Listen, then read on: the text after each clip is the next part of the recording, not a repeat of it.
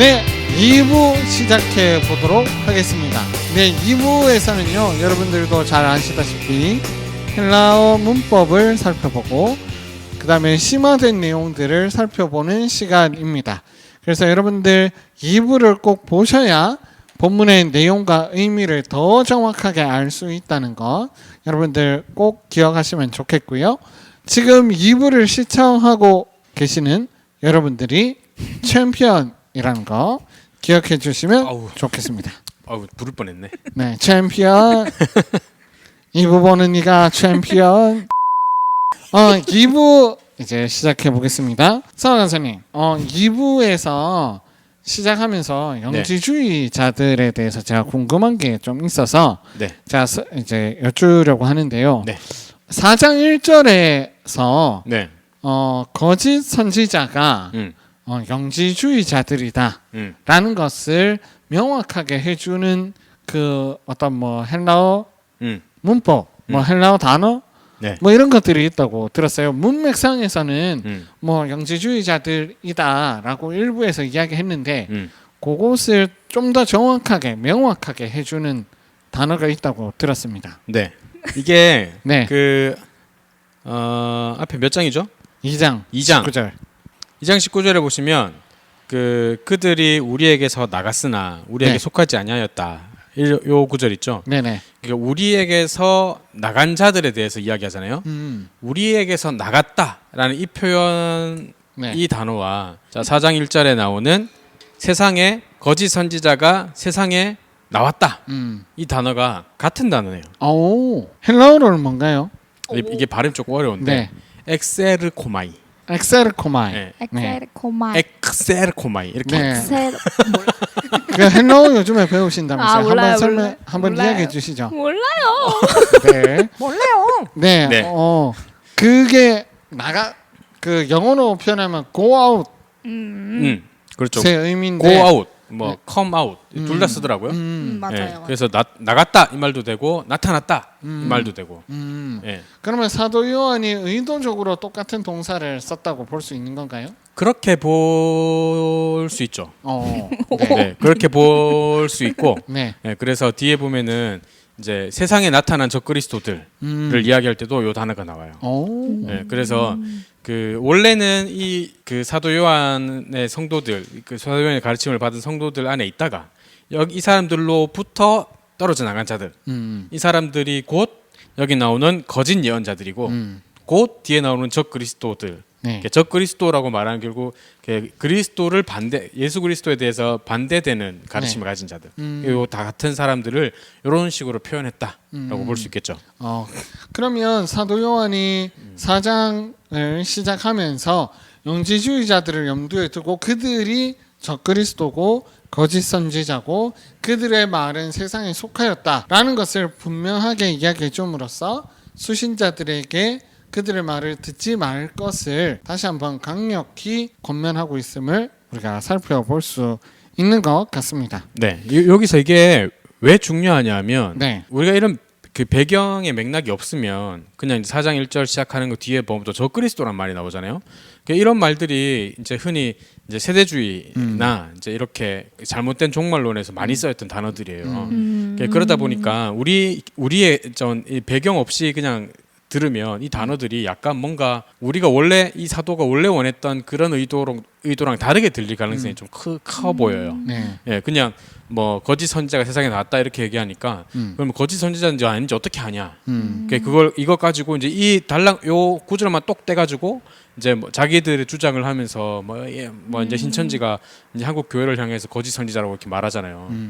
그런 식의 적용이 가능해져 버리는 거예요. 그래서 이렇게 역사적인 문맥과 배경을 우리가 구체적으로 살펴야 사도 요한은 실체가 없는 그냥 그런 앞으로 일어날 일들에 대해서 예언하는 것이 아니라 실체가 있었던 그 당시 분명히 교회에 그 잘못된 가르침을 가졌던 사람들에 대해서 실체가 있던 사람들에 대해서 쓰고 있다.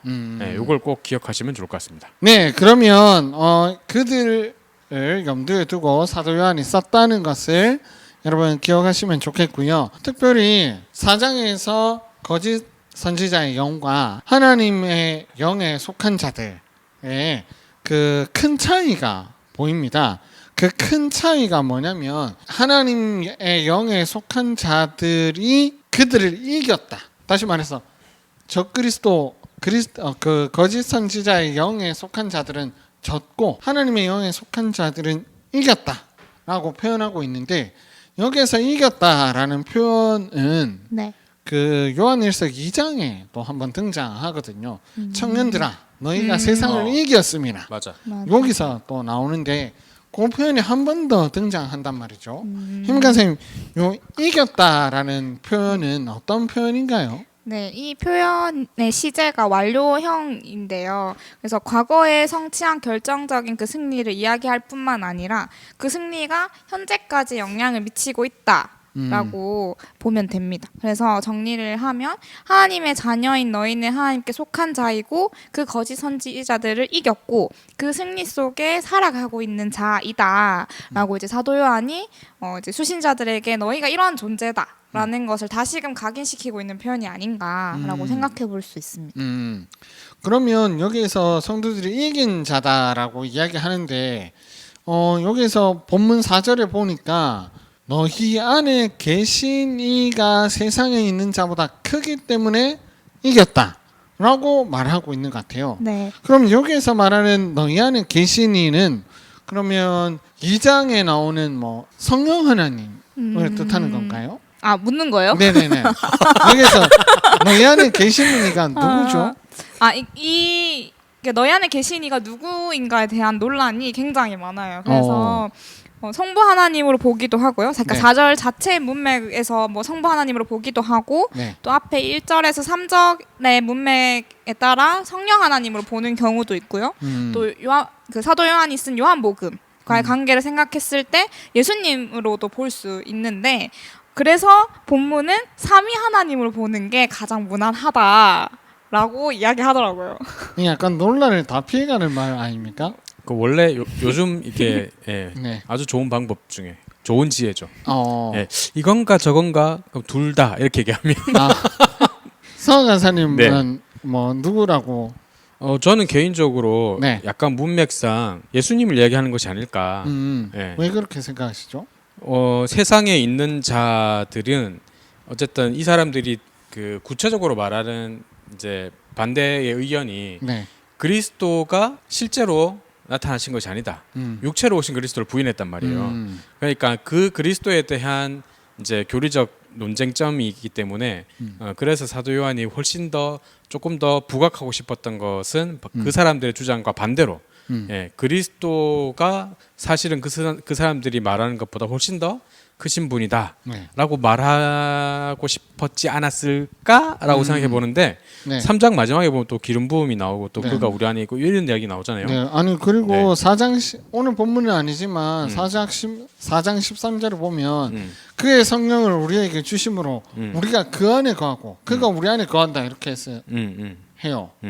그렇죠. 그 말도 있어요. 그 뒤에 나오는 게 그분의 우리에게 그의 영을 주셨다 이렇게도 나오잖아요. 그러니까 성령으로 볼 수도 있고 성자 그리스도로 볼 수도 있고 그리고 또 이제 이렇게 하니까 이제 결국 사도 요한은 이제 이걸 우리가 이제 요한복음에도 그렇고 일서에도 그렇고 이위일체에 대한 개념을 그냥 가지고 있었다고 보니까 그 성령을 이야기하면서 나오니까 이게 결국 사도 요한의 생각 속에는 삼위 하나님이 다 있었던 거겠구나라고 합리적인 이제 결론을 도출한 거죠.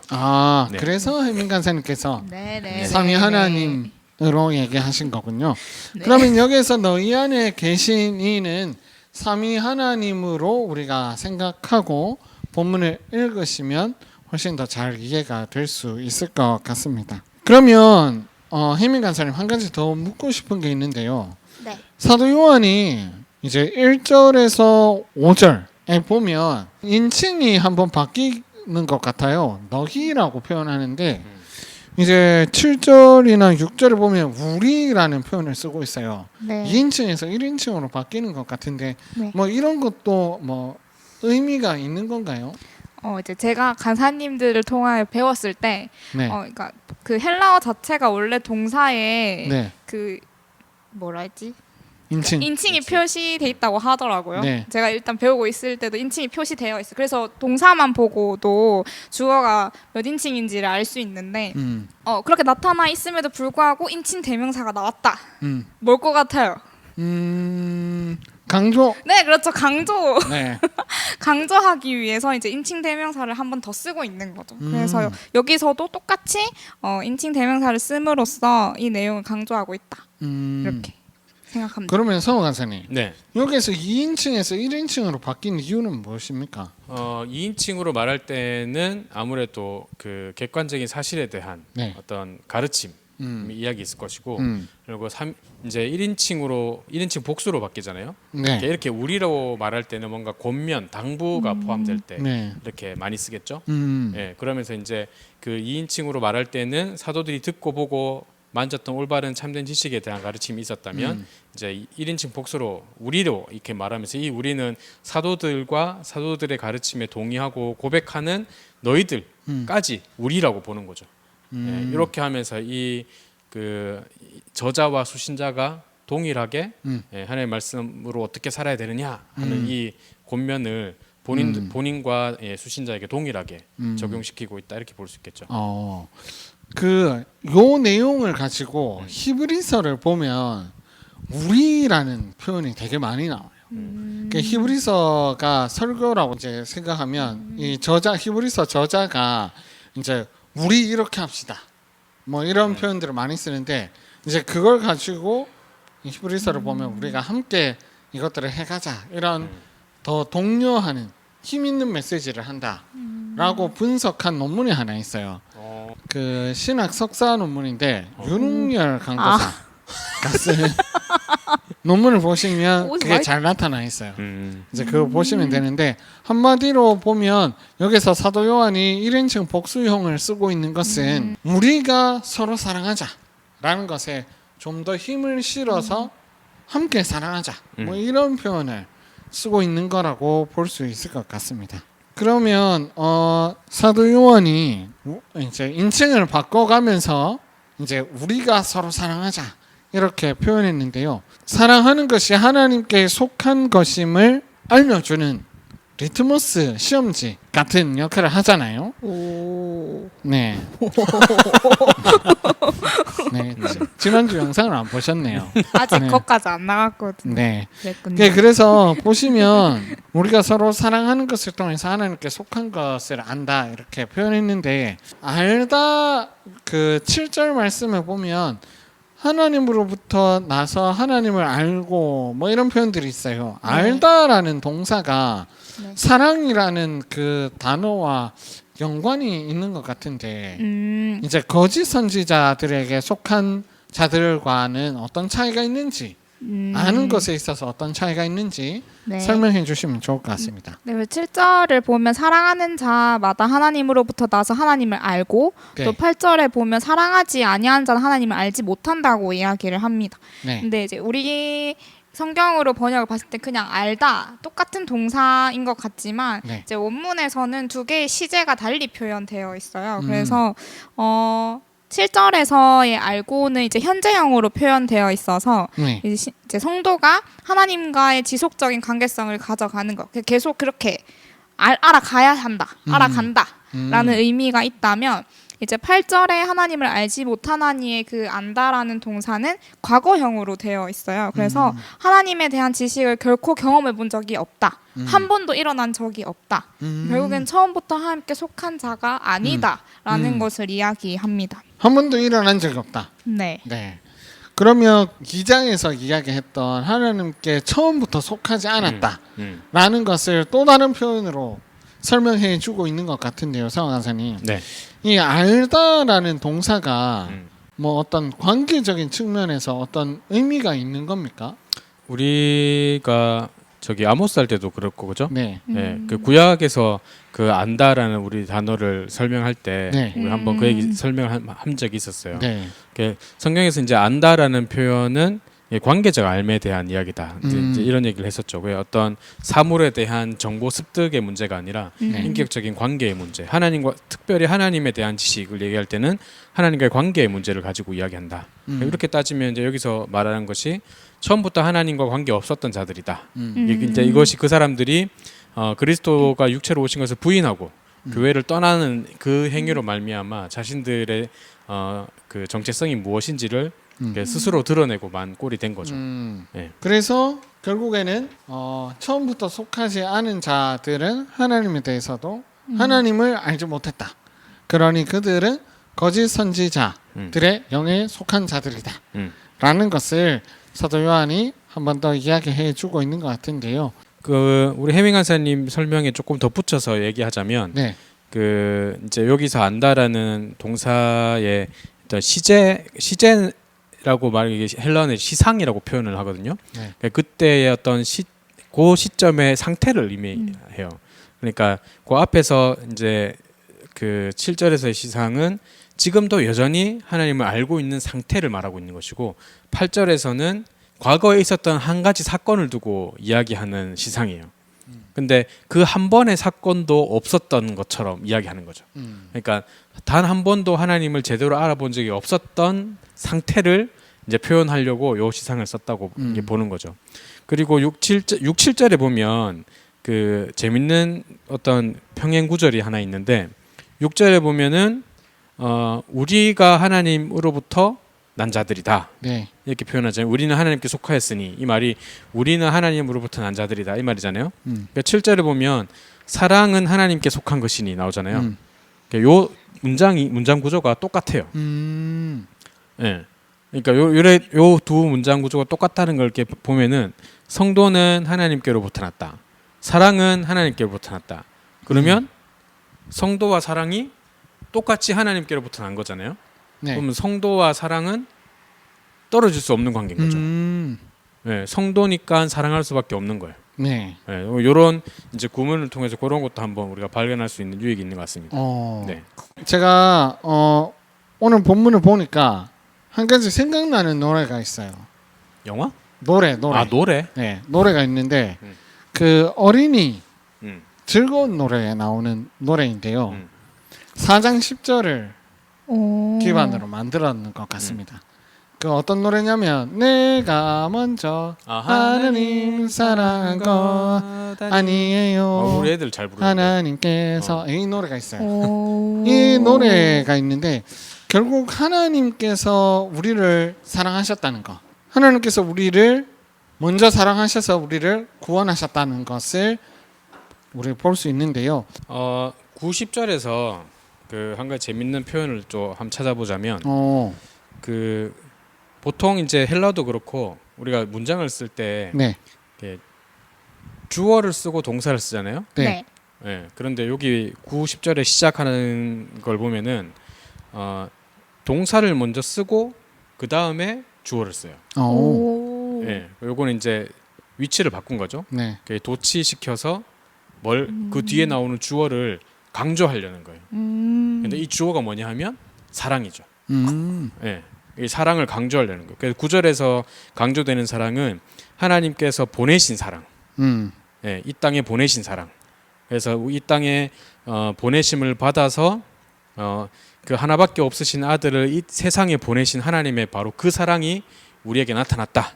네, 그게 10절에서 시작하는 사랑이 여기 있으니 네, 바로 우리 가운데 나타나신 그 그리스도가 여기 계시니 그 예수님이 곧 하나님의 사랑이라는 거죠. 네, 이 사랑이라는 단어가 가리키고 있는 게 우리의 사랑하는 우리의 행동을 말하기 전에 여기 90절에서는 하나님이 보내신 자신의 아들이 곧 하나님의 사랑이심을 여기서 보여주고 있다. 네, 이렇게 볼 수 있을 것 같아요. 네, 하나님의 사랑을 강조하고 있는 사도 요한을 볼 수 있는데요. 그러면 해민 간사님 오늘 단락을 정리해 주시고 적용까지 해주시면 감사하겠습니다. 4장 1절에서 6절은 이제 예수를 시인하지 않는 적그리스도의 영과 대조를 이루면서 이제 예수 그리스도의 성육신을 시인하는 것이 결국 하나님의 영에 속한 자다, 하나님께 속한 자다라고 이야기를 하면서 그러한 존재가 바로 너희다 라는 것을 이야기합니다. 단순히 그냥 하나님께 속한 자라고만 이야기하는 것이 아니라 또 그러한 거짓 선지자들을 이긴 존재다라는 것을 이야기하고 있습니다. 또 7절에서 10절 단락은 그러한 우리가 서로 사랑해야 한다. 앞에서 계속해서 이야기하는 것처럼 우리는 하나님께 속한 자이고 하나님을 아는 자라면 사랑할 수밖에 없다. 왜냐하면 그 사랑은 하나님께 속한 것이고 그 사랑은 하나님 그 자체이시기 때문이다. 그리고 그러한 하나님께서 우리에게 이미 사랑을 보이셨다. 그렇기 때문에 그 사랑을 알고 하나님을 알고 또 그러한 하나님께 속한 자라면 사랑할 수밖에 없다라는 것을 이야기하고 있고 결국에 사랑의 근원에 대해서 이야기하면서 이 뒷단락이죠. 구체적으로 어떻게 사랑해야 하는지를 이제 이야기하고 있는 것입니다. 네, 그렇게 했을 때 또 적용할 거리는 계속해서 이야기하는 것이 사랑이 하나님께로부터 시작되었다라는 것을 기억했으면 좋겠어요. 이제 권혜생 교수님께서 쓰신 표현을 좀 가지고 와서 이야기를 하면 우리가 요청하기 전에 그분이 먼저 찾아오셨다라는 것인데요. 그러한 그 사랑으로 우리를 새롭게 지으셨다라는 것을 기억했으면 좋겠습니다. 그래서 죄인인 우리를 위해 그 하나뿐인 아들을 화목제물로 보내주신 그 아버지의 사랑 때문에 우리도 사랑할 줄 알게 된다라는 것, 그렇게 또 사랑할 수 있는 존재가 되었다라는 것을 기억하면서 그럼 우리는 과연 형제들을 사랑하고 있는가? 또 그 하나님의 사랑을 받은 자로서 그 사랑을 잘 흘려보내고 있는가를 좀 생각해 보게 되는 것 같고요. 또 그 사랑하는 것이 단순히 그냥 마음으로 먹고 끝내는 것이 아니라 앞단락 3장에서도 이야기했듯이 구체적인 행실로 또 행동으로 나타나는 것을 볼 수 있었잖아요. 그래서 그 사랑하는 것을 그저 마음으로 품고 끝내는 것이 아니라 손과 발과 행동으로 옮겨가는 삶을 살아가면 좋겠다라는 생각을 좀 해보게 됩니다. 네, 해민 간사님 적용해 주셨는데요. 성화 간사님 네. 적용할 거리 있으면 적용해 주시죠. 해민 간사님 다 하셔가지고 네. 중요한 건 다 얘기 다 하셨어요. 네. 네, 오늘의 주인공이시니까. 와우. 네. 그래서 저는 약간 그 꼽사리에 있는 거. 네, 제가 그냥 혼자 생각해 볼 때 꼽사리 있는 거 생각해 보자면. 이 영지주의자들에 대한 생각들을 계속 하지 않을 수 없어요. 그러니까 왜냐하면 우리도 혹 그런 사람이 되지 않을까 하는 염려도 있기 때문에 그런 것 같은데 무엇보다도 특별한 지식이 없다. 예, 오늘날 교회가 새로워지기 위한 특별한 프로그램이나 특별한 시스템이 필요한 게 아니고 특별한 어떤 영적인 지식이 필요한 게 아니다. 예, 역사적이고 그리고 역사적으로 교회가 지켜온 교리적으로 틀림이 없는 성경이 말하고 있는 그 보편적이고 공적인 고백, 우리의 죄를 위하여 화목제물로 이 땅에 보내심을 받은 아들 예수 그리스도가 몸을 가지고 이 땅에 오셔서 우리의 죄를 위하여 죽으시고 다시 사신 것, 이 아주 명확한 복음의 내용이 우리의 공적인 고백이고 가장 확실한 하나님을 아는 지식이 아닌가, 그렇게 생각을 해봅니다. 그러면서 특별한 지식을 만들어서 어떤 특별한 무엇인가가 있는 것처럼 생각하는 이런 우리의 경향들을 우리가 좀 조심해야 되겠다. 뭐 우리 흔히 우리 신대원 유 교수님이 하시던 말씀대로 파당 만들지 말라고, 그죠? 파당을 만들지 말아야 되겠다. 이런 생각들도 또 갑자기 또 드네요. 결국 파당을 만들지 않고 우리 교회 안의 모든 형제들을 사랑할 수 있는 것이 우리가 그분의 아들인 것을 증명할 수 있는 길이겠구나 하는 생각을 또 해봅니다. 네, 성화 간사님 적용해 주셨는데요.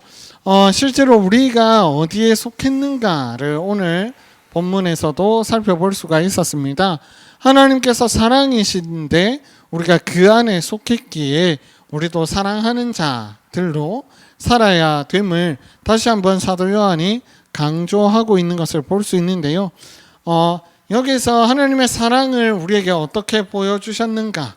하나님께서 스스로 자신을 낮추셔서 우리를 사랑하셨고 그 사랑으로 말미암아 우리가 살아났음을 기억하는 시간이 되었으면 좋겠습니다. 그리고 하나님을 더 사랑하고 형제를 더욱 사랑하는 여러분들 되시기를 바라면서 팟캐스트 형제의 썰풀과 대구 경북 SFC 유튜브 채널의 콜라보 어서와 요원일서는 처음이지 6번째 방송을 마치도록 하겠습니다. 여러분 다음 주에 만납시다. 제발. 안녕.